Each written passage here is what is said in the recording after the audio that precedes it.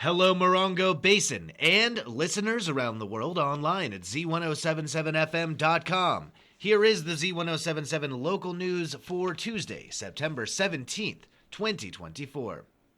After holding a bye week after Labor Day, the Yucca Valley Town Council resumes its regular meeting schedule. Here is reporter Adeline J. Wells with more on the agenda for tonight's meeting.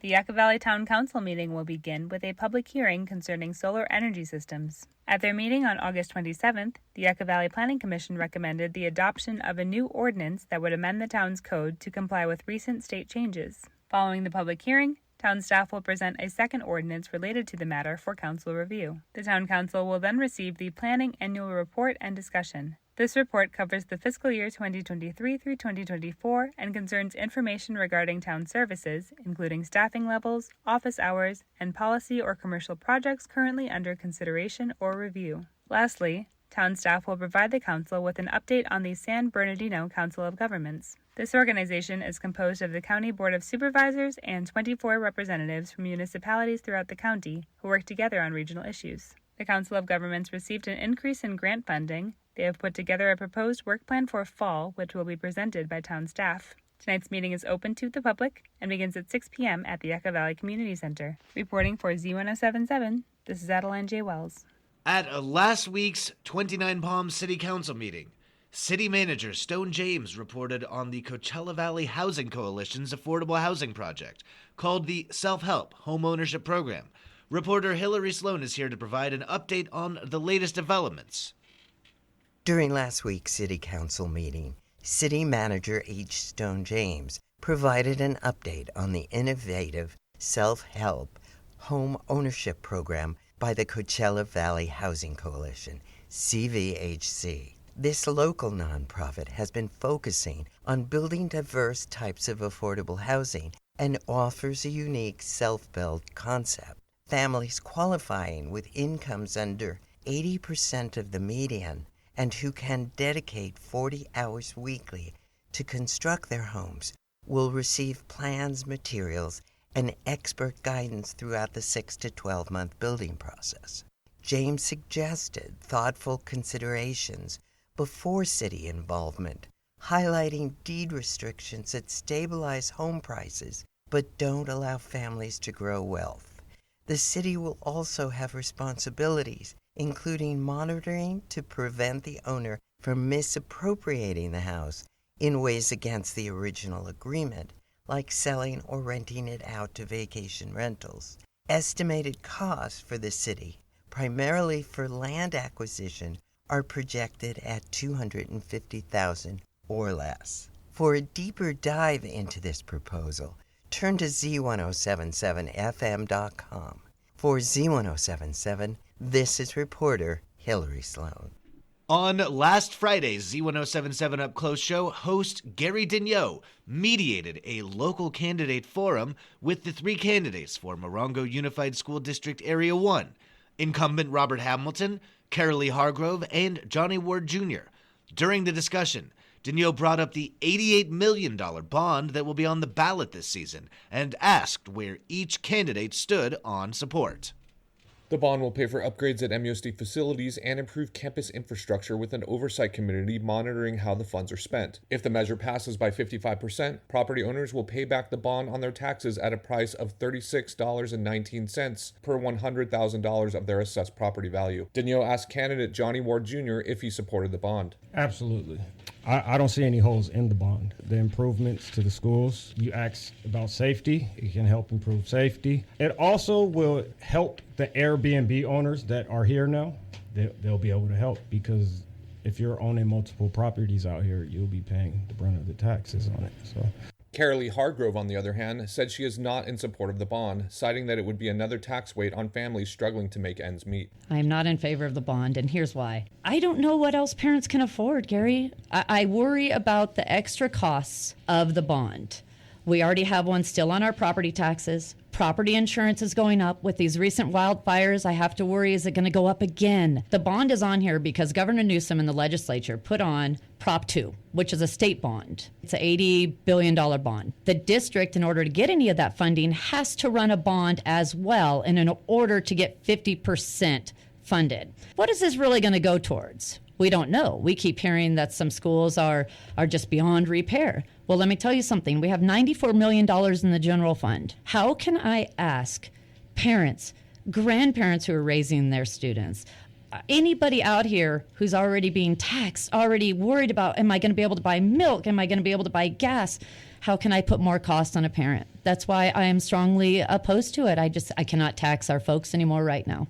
When incumbent Robert Hamilton was asked the same question, he voiced his unwavering support of the bond. I am. I understand that it does come at a cost to our constituents. That's not something to take lightly, but we have to look at the benefit a bond would provide to our students, because the plan is to modernize our facilities, to update and repair what we have, and continue to improve the infrastructure of our district. This is all at the service of our students, and that includes things like being able to respond to, let's say, a wildfire or the recent rain damage that happened within our trustee area. We need to be able to ensure that our schools are remaining intact. We need to look at all of the ways this money can be used, and I believe that the oversight committee that we have in place, monitoring how these bond funds are spent, ensuring they go to where we say the money is going to,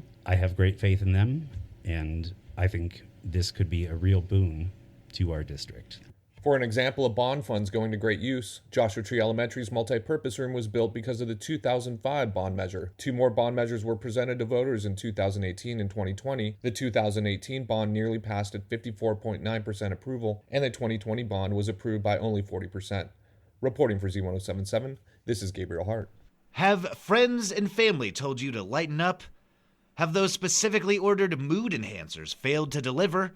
Are you seeking entertainment not found on a screen? These are all excellent reasons to check out 2 shows this week from the comedy sketch group The Laughing Bones.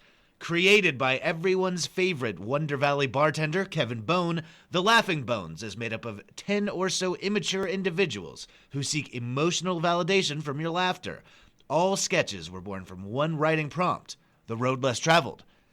Tuesday night's show will be at Art Trap in Joshua Tree, located at 61961 Sunburst Circle, and Wednesday night's show will be held at the Palms in Wonder Valley. Both shows are $10 at the door and start at 7:30 p.m. If you're wondering who's hiring right now, Copper Mountain College is holding a massive job fair tomorrow, featuring employers from dozens of industries. The college's Career Services is hosting the 2024 Job Fair and Resource Event. Employers from state, county, and local government agencies will be on hand looking for new hires, as well as dozens of private businesses from across Southern California. The County Public Defender's Office will be on hand to offer record expungement services, and the Assessor Recorder's Office will be offering birth, marriage, and death certificates. The event is tomorrow morning from 10 a.m. to 2 p.m. in the Bell Center on the campus of Copper Mountain College, located at 6162 Rotary Way in Joshua Tree. There is special support available for CMC students and alumni if you are seeking job assistance, including a professional outfit, resume building, or training for interviews. The Copper Mountain College Career Services Department can help with these at no cost. National Banned Books Week begins next week. Established in 1982, Banned Books Week was launched in response to the sudden surge in the number of challenges to books in libraries, bookstores, and schools.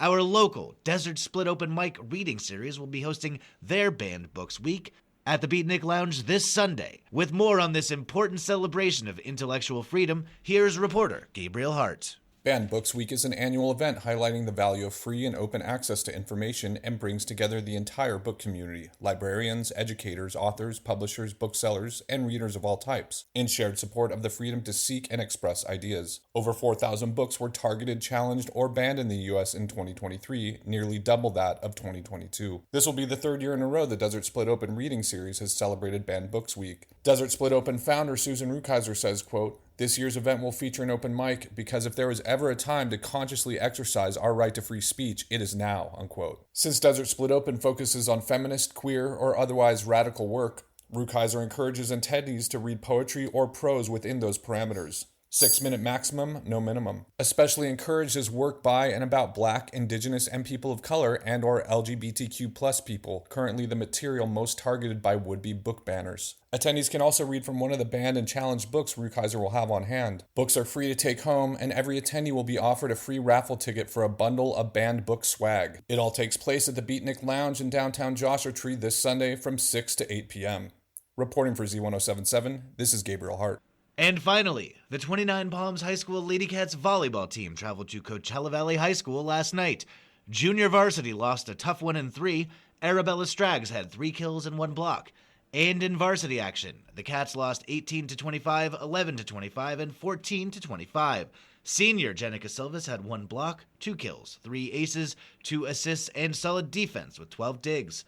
Sophomore Sania Hawkins put down 3 kills, 1 ace, 4 assists, and 5 digs. The Cats had 22 touches at the net for the night. The Cats are 0-1 in league and 8-8 overall. They host Indio tomorrow night and hope that their supporters can fill the stands. That's our local news. Hear local news 7 times a day, 7 days a week at 7, 8, 9, noon, 4, 5, and 6. Reporting for the Morongo Basin News Leader, the award-winning Z107.7 Local News, I'm Jeff Harmetz.